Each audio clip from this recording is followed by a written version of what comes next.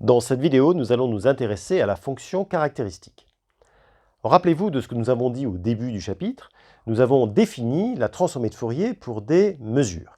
Et nous avons dit, si la mesure est la loi d'une variable aléatoire, nous appellerons ça la fonction caractéristique de la variable aléatoire. Donc c'est la définition qu'on donne, soit x une variable aléatoire, soit px sa loi. Eh bien, px chapeau, la transformée de Fourier, s'appellera la fonction caractéristique de x, et on la notera phi x. Donc la définition, je peux donc la réécrire de cette manière-là, donc phi x de t égale cette intégrale sur Rd de exponentielle i tx px dx, ou encore l'espérance de ei tx. Alors là, je voudrais vous rappeler que lorsque nous avons fait la transformée de Fourier des fonctions, nous avons pris la transformée de Fourier avec des 1 sur racine de 2pi, à la place de i, on a moins i. Bon, tout ça, on a expliqué pourquoi dans la section 9.1. Donc là, on prend simplement la transformée de Fourier de la mesure. Donc, ce que ça veut dire, c'est que si Px a une densité f par rapport à la mesure de Lebesgue, je rappelle qu'une densité, ça veut dire Px de A, c'est l'intégrale sur A de f, eh bien, on va avoir l'intégrale sur Rd de f de x EITX, donc c'est pas exactement la transformée de Fourier de la fonction f, c'est pas exactement ça, c'est presque ça, parce que vous savez, on avait mis des coefficients alpha et bêta. Encore une fois, je vous renvoie vers la première vidéo, enfin la vidéo de la section 9.1. Donc à des coefficients près, c'est la transformée de Fourier de f, mais évidemment, il ne faut pas oublier ces coefficients, donc il y aura moins 1 dans l'exponentielle et 1 sur racine de 2pi devant l'intégrale. Donc, voilà du coup la fonction caractéristique d'une variable aléatoire. Alors, ce que je vous propose, c'est de regarder pour les lois qu'on connaît, quelles sont les fonctions caractéristiques. Donc, je vous rappelle que dans le chapitre 6, nous avions regardé un certain nombre de lois de variables aléatoires. Alors, évidemment, on n'avait pas fait un catalogue exhaustif, ce serait difficile, tellement il y en a. Maintenant, on avait regardé quelques-unes. Donc, la première que nous avions regardée, c'était la loi uniforme discrète. La loi uniforme discrète, elle a pour loi la somme pour k variant de 1 jusqu'à n des 1 sur n, et puis la mesure de Dirac à des points à k. Alors, j'ai légèrement changé les notations pour éviter d'avoir des EK, parce qu'il y a des EI, TX, etc. Bon, après, on risque de s'y perdre, donc j'ai légèrement changé la notation. Et donc, on a cette loi uniforme discrète avec cette mesure de probabilité, c'est l'équiprobabilité, si vous préférez. Eh bien, regardons ensemble quelle est la fonction caractéristique. Donc, je calcule phi x de t, donc c'est l'intégrale sur Rd de EITX contre la mesure Px. Donc voilà la mesure Px. Donc ça donne quoi? Ça donne 1 sur n, somme pour k variant de 1 jusqu'à n de l'intégrale des EITX delta ak de dx, delta ak, donc la mesure de Dirac au ak. Et ce que ça donne, ça va être la somme, enfin 1 sur n, la somme pour k variant de 1 jusqu'à n de EI ak t. Voilà. Donc voilà pour la loi uniforme discrète. Donc je vous propose d'avancer un tout petit peu à la loi suivante. Et la loi suivante, c'était la loi de Bernoulli. Alors la loi de Bernoulli, elle avait comme la mesure Px, c'était P, qui est un coefficient, delta A1 plus 1 moins P, delta A2. 1 et A2 étant donc deux valeurs. Bon, eh bien, la fonction caractéristique est P exponentielle I à 1t plus 1 moins P exponentielle I à 2t. Ouais, c'est très très proche de ce qu'on a fait jusqu'avant, c'est à peu près la même démarche. D'ailleurs, je vous invite à mettre la vidéo en pause et à refaire le calcul tout seul, et vous allez donc obtenir cette fonction caractéristique. Donc on continue encore. Donc après la loi de Bernoulli, on avait regardé la loi binomiale. Eh bien, loi binomiale avec deux paramètres, n et p. Eh bien, la mesure de probabilité, la loi était indiquée par Px, de cette manière-là.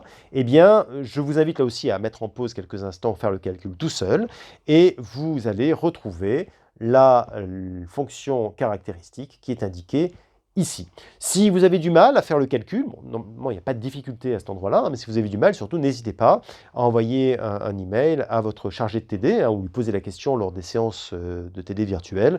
Il sera évidemment ravi, ou elle sera, il ou elle sera ravi de vous aider s'il y avait des difficultés sur ces calculs.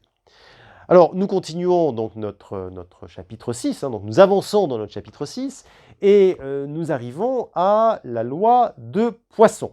La loi de Poisson, donc elle a un paramètre lambda, la loi est rappelée ici, et bien la fonction caractéristique, ce sera exponentielle de lambda multiplié par exponentielle it moins 1. Donc il y a une exponentielle dans une exponentielle, faut faire attention à ne pas se tromper.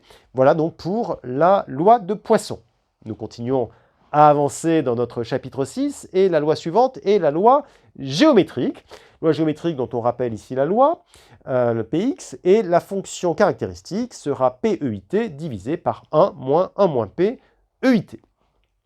Continuons notre chapitre 6 et nous arrivons à la loi uniforme continue. Donc il y a deux paramètres, hein, A et B, évidemment B strictement supérieur à A. La loi, sa fonction est simplement la fonction, je vous rappelle, qui vaut 1 sur l'intervalle AB, puis il faut diviser évidemment par la longueur de l'intervalle pour avoir une mesure de probabilité, donc 1 sur l'espace tout entier. Eh bien, si on calcule la transformée de Fourier, enfin donc la fonction caractéristique, voilà ce qu'on obtient, EITB moins EITA divisé par IT B moins A si t est différent de 0, et puis si t égale 0, phi x de 0, ce sera 1. Ce qui n'est pas surprenant, hein, puisque je vous rappelle que c'était quelque chose qu'on avait déjà vu lors de la section 9.1, hein, que la transformée de Fourier de la mesure en 0, c'était 1, et qu'on va réénoncer d'ailleurs dans quelques instants dans les propriétés sur les fonctions caractéristiques. Notez au passage ce qui se passe si A est égal à moins B, ou plus exactement, si B, voilà, B égale moins A, c'est pareil évidemment, autrement dit, si on a un intervalle AB qui est centré en 0. Alors qu'est-ce qui se passe?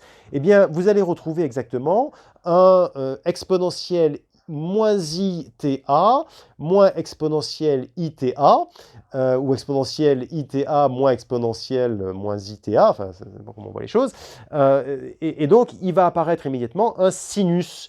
Alors, il va apparaître un sinus, vous voyez, on a un T au dénominateur, donc il va apparaître du sinus cardinal. Vous voyez, ce qui n'est pas du tout surprenant, puisque vous savez bien que la transformée de Fourier d'une fonction indicatrice, ça donne du sinus cardinal.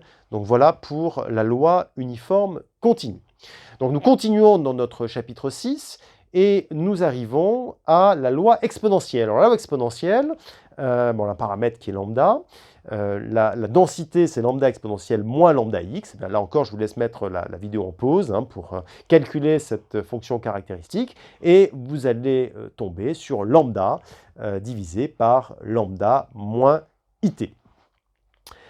La loi gamma, maintenant, bien encore, on a deux paramètres. La densité est donnée par la formule qui est ici. Je vous rappelle que gamma z, c'est une fonction qui est donnée par cette intégrale. Eh bien, la fonction caractéristique est donnée par la formule qui est ici. Et enfin, nous arrivons à la loi normale. La loi normale, donc il y a deux paramètres, hein, vous le savez, m et sigma. Qui correspondent d'ailleurs à l'endroit où est centrée la gaussienne, hein, et puis sigma, donc l'égard type, qui va dire si elle est, voilà, s'il y a beaucoup d'égard type ou pas, autrement dit, si c'est large ou si c'est resserré. Bon. La densité est connue pour être cette fonction-là, et la fonction caractéristique sera exponentielle IMT moins sigma carré t carré divisé par 2. Donc voilà pour les fonctions caractéristiques des lois dont nous avons parlé au chapitre 6. Donc voilà chacune des fonctions caractéristiques. Je vous propose de rappeler maintenant un certain nombre de propriétés, alors qu'on sait déjà, hein, puisqu'elles résultent de la section 9.1, mais on va les réénoncer pour les fonctions caractéristiques, évidemment c'est pareil. Hein. Donc je prends une variable aléatoire. Première chose, c'est que phi x de 0 égale 1. Ah oui, puisque la transformée de Fourier d'une mesure en 0, on avait dit dans la section 9.1 que c'était 1, bon, évidemment. De la même manière, on va avoir le fait que phi x de t en valeur absolue est plus petit que 1, enfin mon module est plus petit que 1, quel que soit t dans Rd. On a également le fait que si je prends A dans R et B dans Rd, eh bien la fonction caractéristique de la variable aléatoire AX plus B, eh bien ce sera E IBT phi x de AT. On aura également la continuité de la fonction caractéristique sur RD. Là encore, une conséquence de la section 9.1. Et puis, on a également quelques conséquences de la section 9.2. Donc, si je prends une variable aléatoire dont la loi est une densité par rapport à la mesure de Lebesgue, et on va avoir le fait que phi x tendra vers 0 en plus l'infini et en moins l'infini, et que la fonction fx de x sera 1 sur 2pi puissance d, l'intégrale sur Rd d'exponentielle moins xt, phi de grand X, enfin la fonction caractéristique de t, lambda d dt. Voilà. Donc, voilà pour quelques propriétés. Encore une propriété intéressante, hein, c'est que la fonction caractéristique satisfait au fait que chaque fois que je prends un vecteur t1, tn dans Rn et x1, xn dans Rn, eh bien, si je fais xj, phi x tj moins tk, xk bar, eh bien c'est quelque chose qui est positif, forcément. Pourquoi? Simplement parce que si on écrit ce qu'est la fonction phi x, on va apparaître notre espérance, donc espérance de la somme, et quand on écrit les choses comme ça, bon, évidemment on peut sortir une somme puis l'autre, hein, puisque bon, on va avoir en utilisant simplement le fait que l'un ne dépend pas de j, l'autre ne dépend pas de k, hein, donc, et puisque ça nous donne, du coup, ça va être la somme pour i variante de 1 jusqu'à n de xj, ei tjx, ce qui, bien sûr, va nous donner quelque chose de positif. Donc pas de difficulté de ce côté-là. On a encore un théorème qui est vraiment très important. Le théorème dit que si j'ai deux variables aléatoires qui ont la même loi, alors forcément, elles ont la même fonction caractéristique, et réciproquement, si elles ont la même fonction caractéristique, elles auront la même loi. Alors, le fait que si elles ont la même loi, elles ont la même fonction caractéristique, on pouvait s'en douter, hein, puisque forcément, la fonction caractéristique, c'est la transformée de Fourier de la loi. Donc ça, jusque-là, il n'y a pas de sujet. Le point vraiment important et qui est extrêmement utile, c'est que si j'ai deux variables aléatoires pour lesquelles je vois que les fonctions caractéristiques sont égales, eh bien, je peux garantir qu'elles ont la même loi. Voilà. Alors, la démonstration, c'est une conséquence de la section 9.1. On avait dit dans la section 9.1 que si deux mesures avaient la même transformée de Fourier, alors elles avaient forcément, les mesures étaient forcément égales. Encore un théorème qui concerne maintenant l'indépendance des variables aléatoires. On va voir que ça peut être relié aux fonctions caractéristiques. Alors, je prends des variables aléatoires réelles, donc x1 et xn, eh bien, elles sont indépendantes si et seulement si la fonction caractéristique de x1, xn, donc du vecteur x1, xn, est égale au produit des fonctions caractéristiques phi de xk en chacun des tk. Vous voyez, donc j'ai la fonction caractéristique de mon vecteur, donc qui prend en entrée une variable t1 à tn, et bien ça, pour le calculer, je fais simplement le produit des fonctions caractéristiques phi xk pour chacun des tk. Alors comment ça se démontre? Simplement parce que, en utilisant le fait que la mesure produit, je rappelle que si j'utilise simplement l'intégrale sur Rn de ei tx, hein, pour la mesure produit, ça me donne simplement le produit des intégrales des ei, tk, xk par rapport à chacune des mesures p, xk. Voilà. Mais vous voyez bien qu'à droite, ce que j'ai, c'est justement les fonctions caractéristiques. Donc à ce stade, ce qu'il suffit de remarquer, c'est que l'égalité qui est ici dans le théorème, étoile, eh bien, elle est équivalente au fait que la loi du vecteur x1, xn soit égale à la mesure produit de p de x1 à p de xk, ce qui est exactement la définition de l'équivalence des variables aléatoires. Et je vous renvoie vers la vidéo sur l'indépendance des variables aléatoires. Je remets un petit pointeur ici, si vous aviez oublié ce point. Alors maintenant, si je prends toujours n variables aléatoires indépendantes, mais que je regarde leur somme, eh bien la fonction caractéristique de la somme, donc là maintenant c'est en t, hein, ce sera le produit caractéristique pour k variant de 1 jusqu'à n des phi de xk de t. Pourquoi? Simplement parce que le produit de convolution de mesure, c'est l'image de la mesure produit par la somme. Hein. Donc, on avait déjà établi que la loi de la somme, c'était le produit de convolution des lois. Bon, à partir de là, il suffit simplement de constater que la transformée de Fourier du produit de convolution, c'est le produit des transformées de Fourier, et donc ça permet simplement de conclure qu'on a bien la proposition à laquelle on s'attendait. Alors, on avait déjà constaté précédemment, quand on avait fait justement les produits de convolution, que si je prends des variables aléatoires qui suivent une loi de Poisson et que je les additionne, eh bien, je retrouve une loi de Poisson. On peut le refaire également avec les fonctions caractéristiques. Voilà comment on fait. Donc, je prends x1 à xn, n lois de Poisson, paramètres lambda 1 à lambda n. Donc, les fonctions caractéristiques, on l'a dit, c'est exponentielle de lambda k, exponentielle it moins 1. Bon, maintenant, il suffit simplement de faire le produit. On a des variables aléatoires indépendantes, donc je peux appliquer la proposition qui est en haut.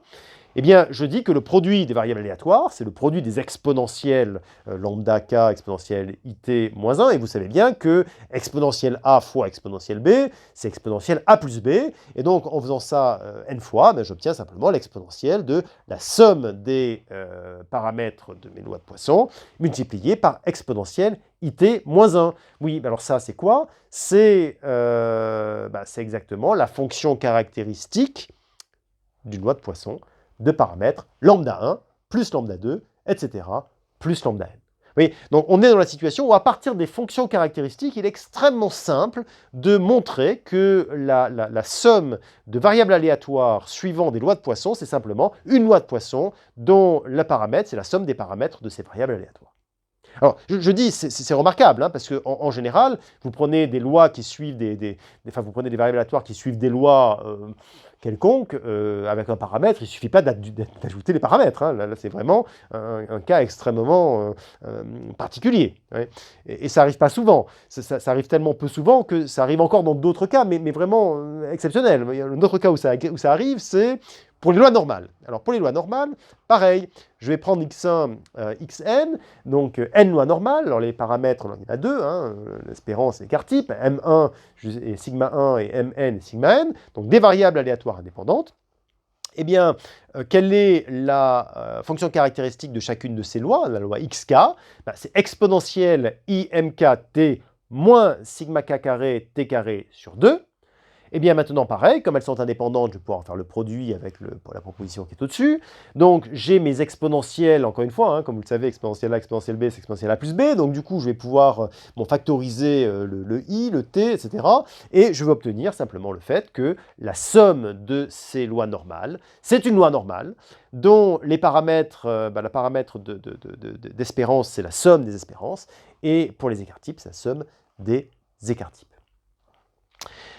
Encore une proposition, et ce sera la dernière à la fois de cette section et puis de ce chapitre, donc pour parler des dérivés KIM de la fonction caractéristique. Et ce qu'on va voir, c'est que ça va être relié au moment d'ordre K. Donc je vais prendre une variable aléatoire, donc qui est dans Ln, donc je peux calculer les n premiers moments. Et dans ce cas, ce qui va se passer, obligatoirement, c'est que la fonction caractéristique sera de classe Cn. Bon. Et en plus, la dérivée km de la fonction caractéristique, ce sera i puissance k, espérance de ma variable aléatoire à la puissance k, exponentielle i tx. Alors comment on fait ça? On commence par le faire une première fois en dérivant une fois. Alors comment on fait? On fait phi de x de t plus h, moins phi de t sur h. On va utiliser le théorème de convergence dominée, etc. Alors vous pouvez le faire en exercice, c'est quelque chose qui n'est pas très difficile à faire. Si vous avez du mal, je mets un pointeur vers la démonstration rédigée dans les notes de cours. Et une fois qu'on a démontré cette proposition, il y a un corollaire qui devient immédiat et évidemment extrêmement intéressant, c'est que si je veux regarder l'espérance de x puissance k, donc vous voyez bien en quoi ça va être intéressant pour les moments, eh bien ce sera moins 1 puissance n, phi x de k pour t égale 0, donc évalué en 0.